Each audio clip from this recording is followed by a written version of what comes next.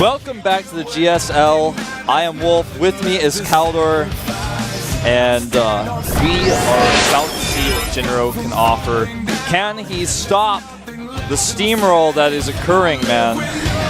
I don't know, every single time in all of the team battles so far for Team Liquid, we had the situation that one of the players was really getting this momentum going and the pain train was just crushing Team Liquid. This time it's not live, no, but it's Tassadar, and he had a really, really good run. Now it is Muspelheim. Yep, it is indeed Muspelheim, a map we've only seen PvP in so far, and today we only have half of that. We've got a PvT, still so far only Cross on this map. Let's see what Jinro can do. Last time he picked Whirlwind when he came out against a Zerg. Really curious to see what kind of strategy he's going to show us today. We'll find out soon enough as the map is currently loading. Team Liquid against NS Hosa. It is Tassadar and he's up against the second Terran player. He's up against Jinro.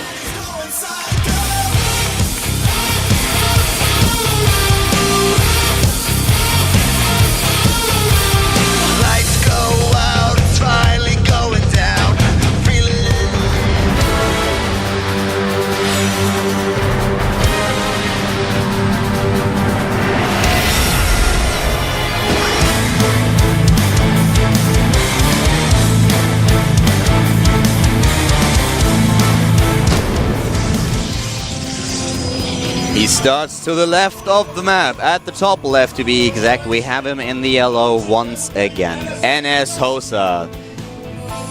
It is NS Hosa. NS Hosa! Tassadar! Tassadar, named after the Protoss hero. He sacrificed a lot, man, for the equality of all Protoss. Yeah, and Muspelheim is actually a name out of the Norse mythology. I think I said it wrong the last time. I mentioned something else, some other mythology, but whatever. At the bottom right, we have the Team Liquid player. It's the second Terran player we see today for them. It is Liquid Killer!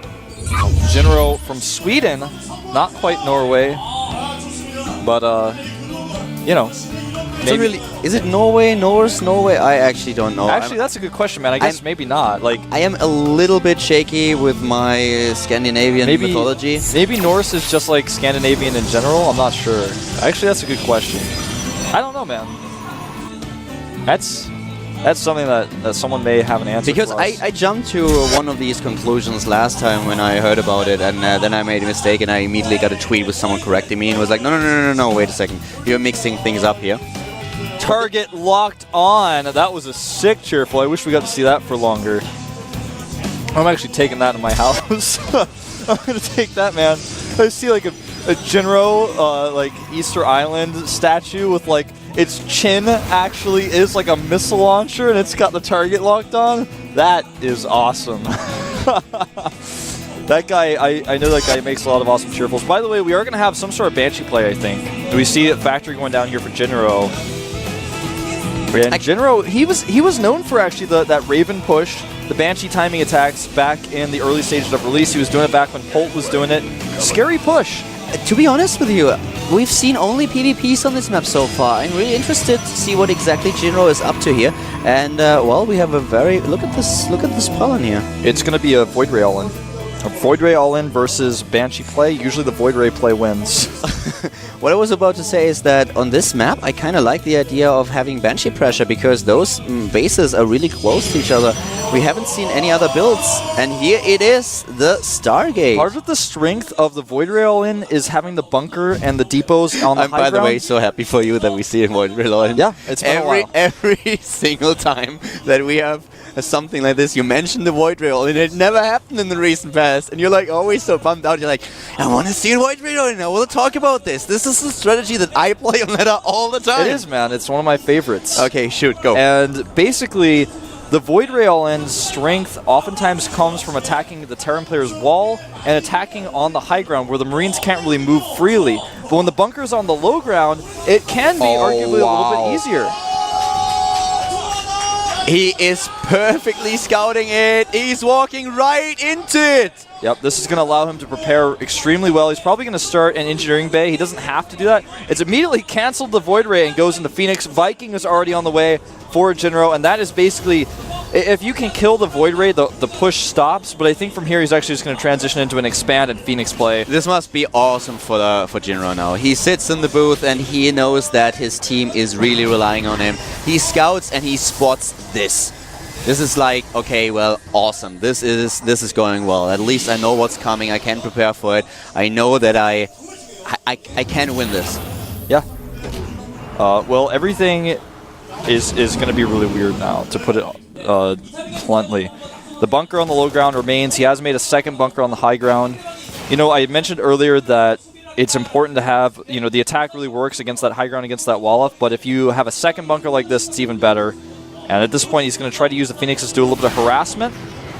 Will be shut down, though. He may be able to get an SCV, but it's not with two Phoenixes. The Viking helps him so much. If he relies too much on Vikings, it does not really help him, but with the combination of Vikings and Marines, if he controls his units well, then he's suddenly able to make sure that these Phoenixes might be able to scout, but they won't be able to pressure him and not be able to kill any workers. Yeah, you're right.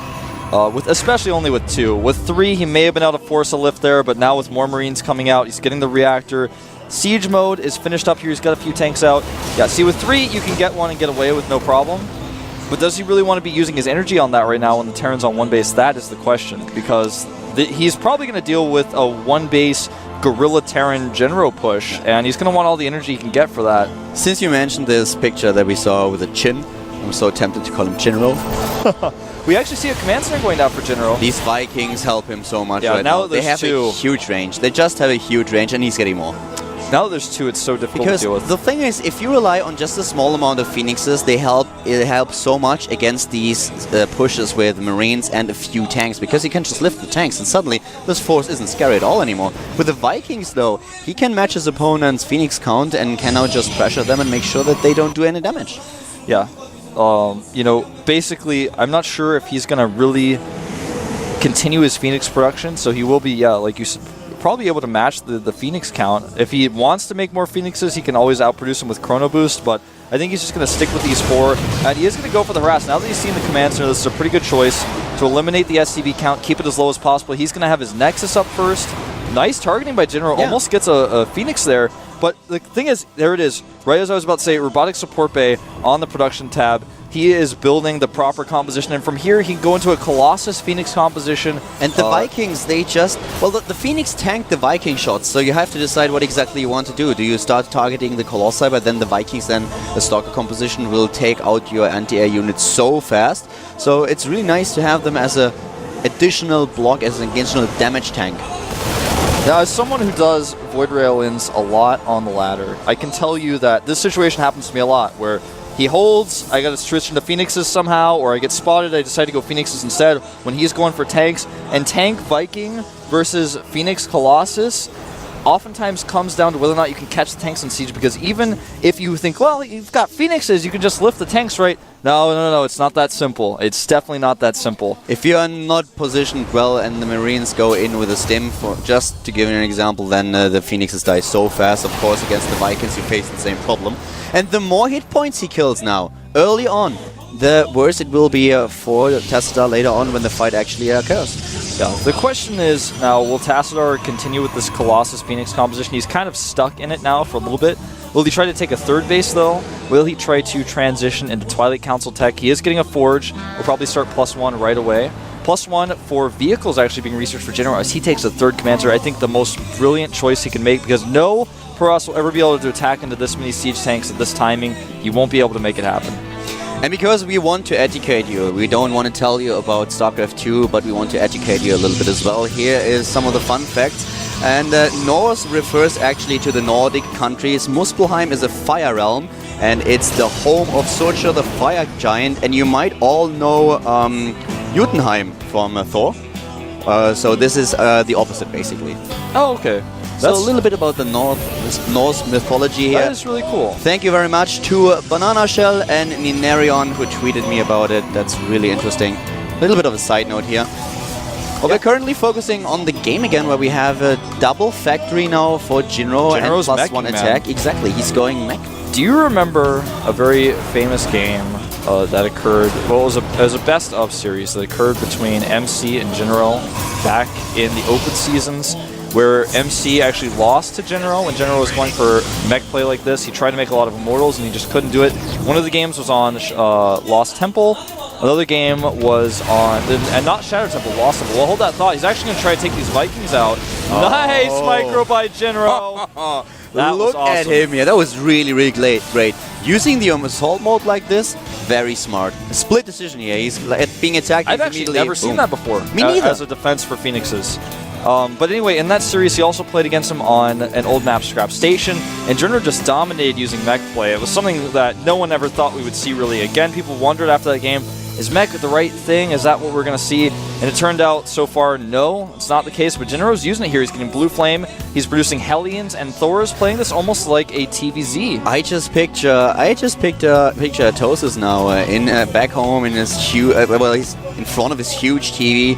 Obviously, without pants, only boxers, no shirt, as he explained to us over and over again. That's how you watch it. He's got a glass of wine and his cat's in his lap, man. Exactly, and he's clapping. He's like, mech. Hell yeah. He's like, I knew it. I said it before anyone else. I know this will come to be one day the normal #1 strategy in this matchup. Are you just trying to make an old Russian guy's accent with this? For a second it sounded like, you know, this old guy we talked about, you are pulling a cane here. Oh, look at this man. And here's the blink, blinking in. And that turret, had it been up seconds earlier, would have helped out a lot here. Oh yeah, he would have denied this guy the high ground vision, but now he's moving in. He now sees the composition as well. That's the most important thing, is that he knows that, he even wastes the scan, doesn't kill the observer with the Thor there. He knows, he sees the mech. He knows his opponent is meching. Now, as a result, he can prepare. He's making 6 gateways right now and a second robo.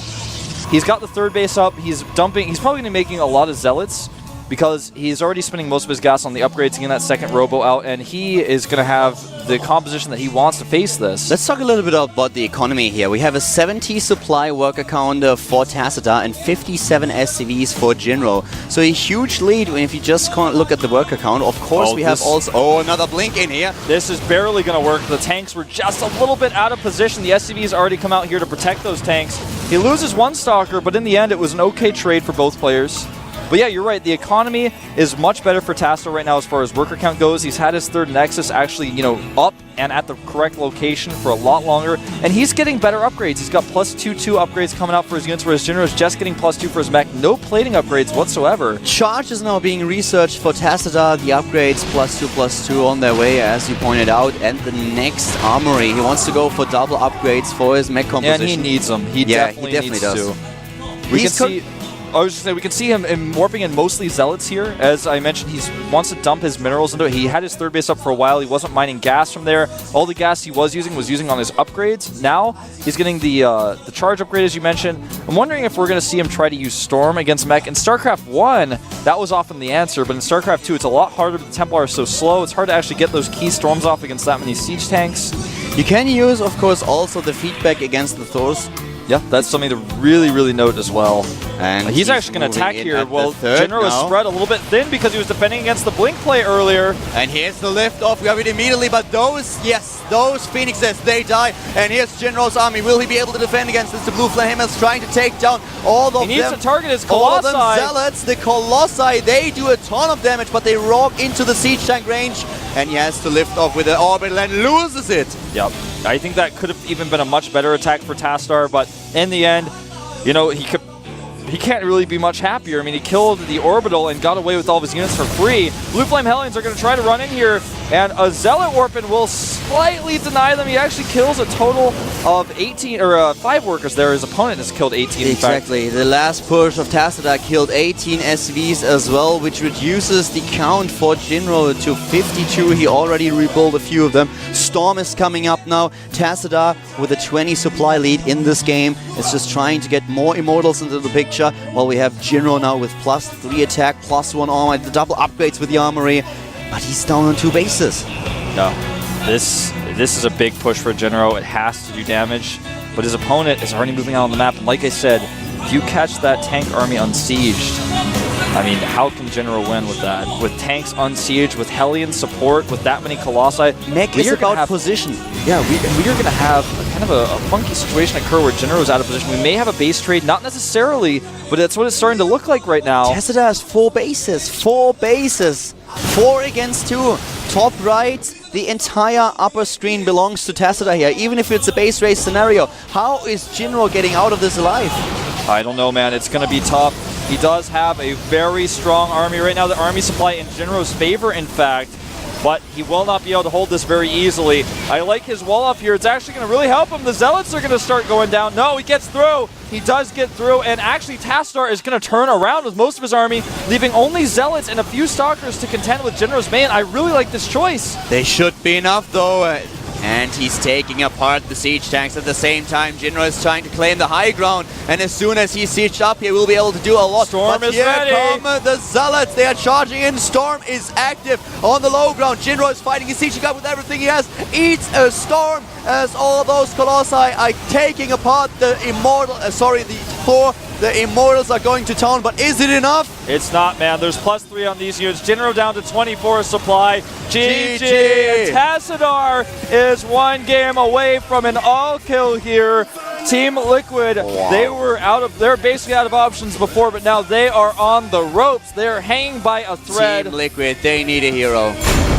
There can only be one man, and I think it is going to be Liquid Hero. I think that is what a hero now. They definitely do. They need one to stop Tessida. And I think it is literally going to be a Liquid Hero for them. It has to be, man. Heypro is a good player, but he does not have the depth, the experience that we have from Hero. And look who's missing on the bench. Yeah, who indeed? It is Hero. He's already in the booth. That game ended quite abruptly, but I have to say the decision-making was really, really smart. I was asked today who I think would win. I actually... Tilo streamed some games before this. He led it, and he was preparing, he was warming up.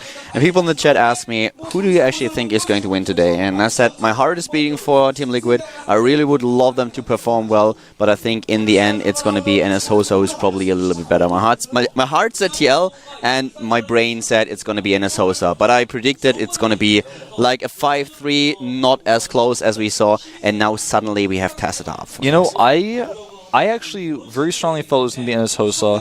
I actually thought myself, I remember the only question I asked you about this match was, do you think it'll be an all-kill? Which is kind of a weird question to ask, but I felt like either it was going to be like 5-3 or it was going to be an all-kill. I thought it was going to be like one of the two. I didn't think it could happen. I really did not think it would happen. With Teja now on the bench, with a Hero, with Zenyo, I would have used another opening player.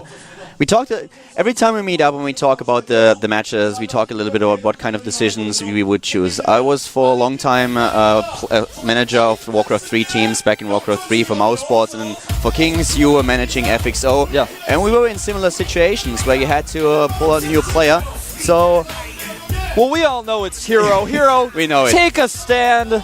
Show us. Come on. Show us that beautiful hairstyle. There he is. Nice camera zoom on the hair. Thank you very much. And yeah, but as we pointed out, the thing is, we talked about who you use against as an opening player, and I felt strongly that with the lineup that you have and the limitations you currently have, it might have been the choice to put another player out first and save Teja, Hero, and Zenyo.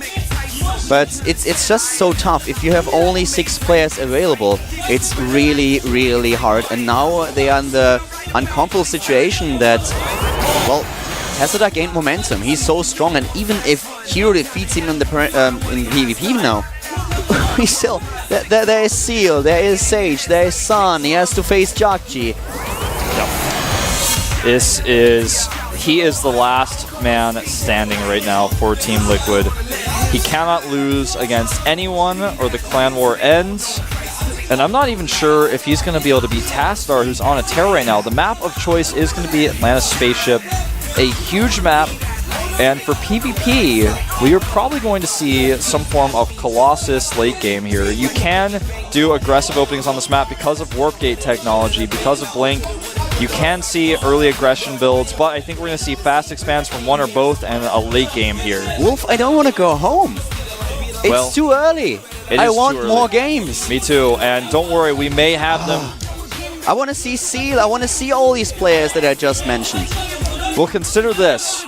If NS Hosa does get the all kill, they will have to play against even tougher opponents. No, I'm putting my foot down here. Hero, reverse all kill by Hero now. He's forcing the 9th game. He may, man.